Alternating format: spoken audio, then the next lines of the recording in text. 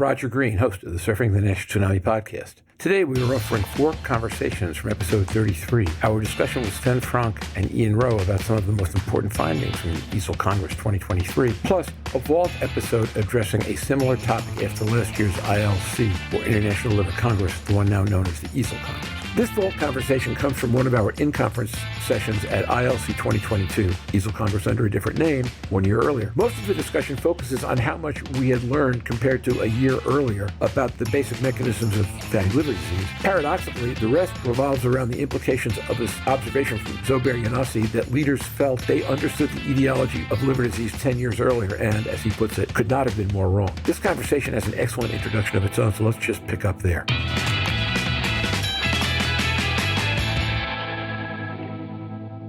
Jörn Schattenberg. There were some presentations where also discussing treatment response biomarkers, and maybe anyone also saw the presentation given by Stephen Harrison where they did a post-hoc exploratory analysis of the resmetirom data looking at changes in liver size and try to pair that with AI-assisted assessment of liver fibrosis. And the way I looked at this is that when we see changes in liver size be related to defattening agents, there are a number of them being currently explored, and I think there's been some other presentations, or will be, where if you change the liver size, then the collagen bands within the liver are going to be sitting closer in the end. And if you use AI and not a pathologist's eye to assess, let's say, band width or band distance, this is something that comes up. So I found it was an interesting concept to start pairing liver morphology, or the size of the liver, with then something that a machine-assisted histopathological reading could assess. And I'd just be interested to hear what the colleagues think of that. And it gets more complex. I think, on the other hand, AI-assisted assessment is useful, and there might be more things that are missing in the equation, was my take-home on that paper. Out of fondness and respect for my colleague Jörn, I got up at 7 o'clock this morning to go to a session he was moderating. It was a sponsored session for HistoIndex, but they basically were showing some of the same slides. And one of the interesting points that came out of that conversation, of course HistoIndex is intimately involved in histopathology and better uses of it, was that particularly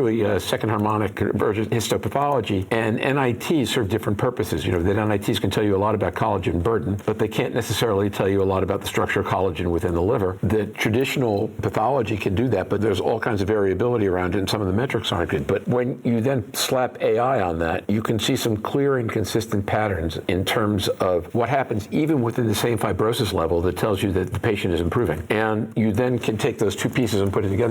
That was something I'd not seen before. And I thought it was right, I'm a moderator, but I thought it was really fascinating, and I thought it was highly instructive in terms of how people could think about this differently, and then frankly, what you can do in trials to evaluate a lot better. Zobair Younossi. Well, I think there are 3 things that what Quentin just mentioned. One, machine learning and AI for pathology will do a couple of things that's really important. One, potentially reduce the variability of both enter and observer variability, which is going to be important for everything, including fibrosis stage, as well as, even ballooning and other things. So I think that's going to be important. The second thing is that it changes the way we are looking at histology from a semi-quantitative assessment of stage 1 to 2 to 3, which these are all semi-quantitative, to continuous sort of change, which is change in collagen percentage. I think those 2 things are important that you can't capture. But AI's sort of potential is a lot more than that. I think one thing that we haven't done so far, and we should do, and to the point that Quentin is making, is to combine different disparate type of data, what it's actually clinical data, biomarker data, pathology data, with outcomes data, using AI to then have predictive model that can be developed and then validated. So that's the power of AI, is you can take large amount of data that are very different, and we never think about them to come together, put them together, and then have a much more robust predictive model using AI. And I think that's what we are seeing. A couple of companies are doing this. The second harmonic generation, or the Path AI, they have just focused primarily on focusing more on sort of quote unquote accuracy of the pathological reading rather than other things. But as Quentin said, there is going to be better things that then could come out of this in the future when you have a better non-invasive test that could replace liver biopsy in 5 years, but you still will need to use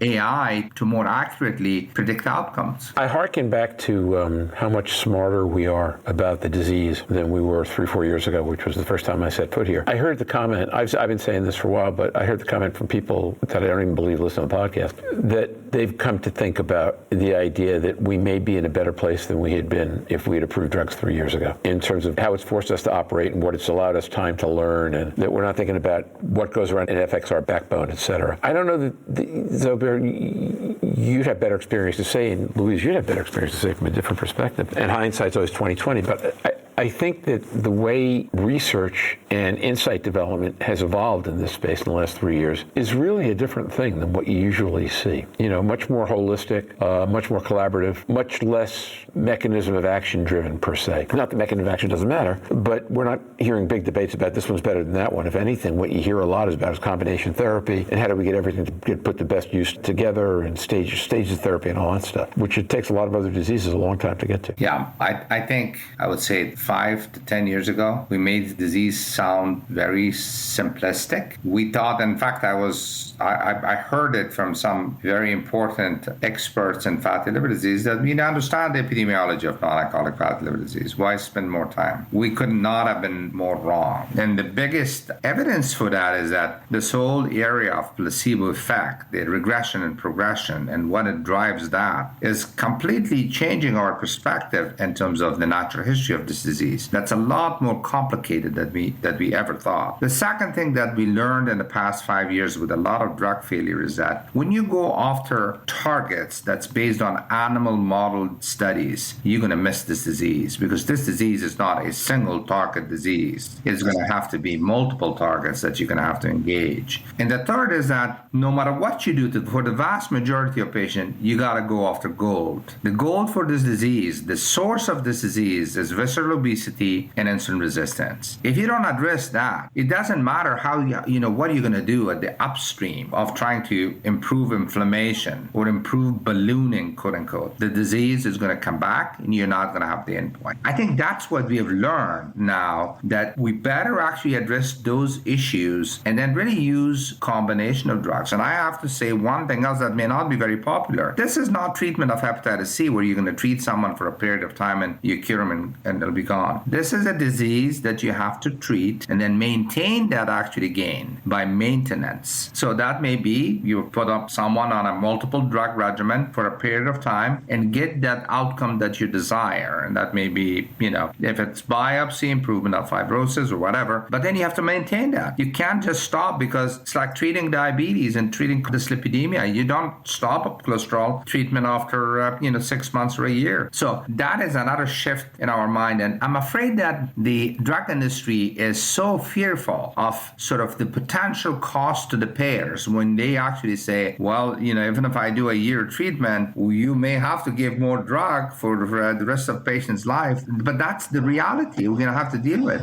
because this is not a virus to cure. This is going to be a condition to be managed in the long run. I agree with that, with one caveat/question, and we're going to post this in audio, not video, so I'm telling the audio people that Louise was nodding yes as you were speaking. I guess my question is this. A good friend of mine was taken off her antihypertensive meds by her physician last week after being on them for 7 or 8 years because she dropped 75 pounds and started walking 10 miles a day. So to the degree that this is a lifestyle disease, or that for some patients it's a lifestyle disease, first of all, I don't think there's such a thing as a NASH, or whatever nomenclature you use. There are several very different diseases and etiologies kind of tied up together. But for some of them that are driven more by lifestyle activities, I'm not going to say choices, you can make a choice to change your lifestyle. And in that population, I would suspect that there are going to be people who can go drug-free over time, even if they needed pharmacotherapy for NASH or for obesity as part of how they started to get after the issue. I don't know how often that'll happen, but certainly it will happen sometimes. Well, if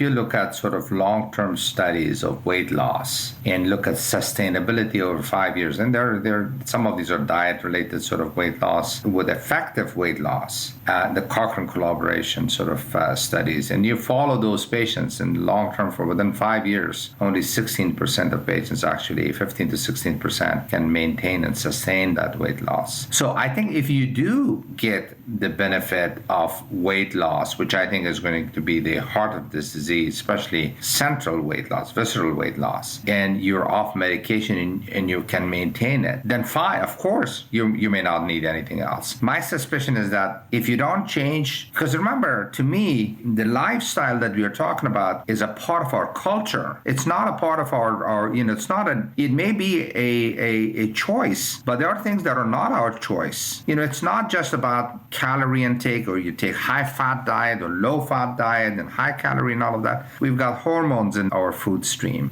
We have antibiotics in our food stream that actually could potentially mess up our gut microbiome. The activity issues and how we actually maintain active enough to have a muscle bulk that could, help with sarcopenia, which is related to this disease. All of these things are much more complicated than just to help us maintain a healthy lifestyle by choice, because there's so many other outside sort of influences that can affect that. And for people who actually make that change, and especially it's probably true in the younger population, I see them truly changing their lifestyle. They don't need to become vegetarian, or they go into certain sort of thing that they may have a better chance. But unless we change our complete philosophy of how we live and what we eat and what we put in our food stream in terms of antibiotics and hormones and all other and preservatives, I'm not sure how we are going to really truly address this. And that's the complicated part of it, because that's not a medical problem. That's a societal decision, and it gets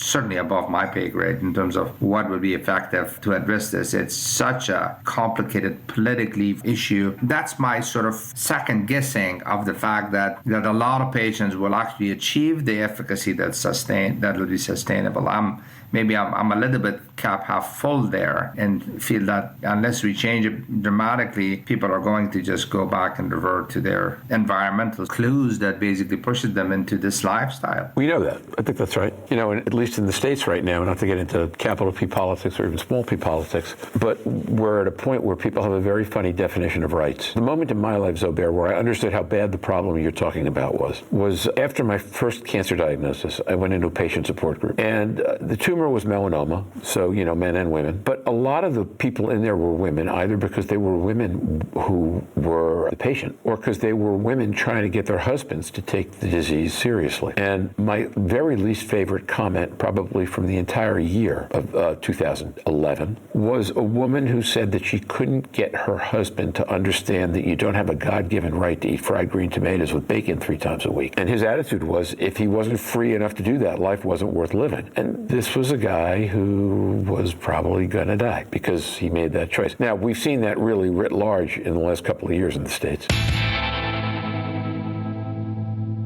And now, back to Roger.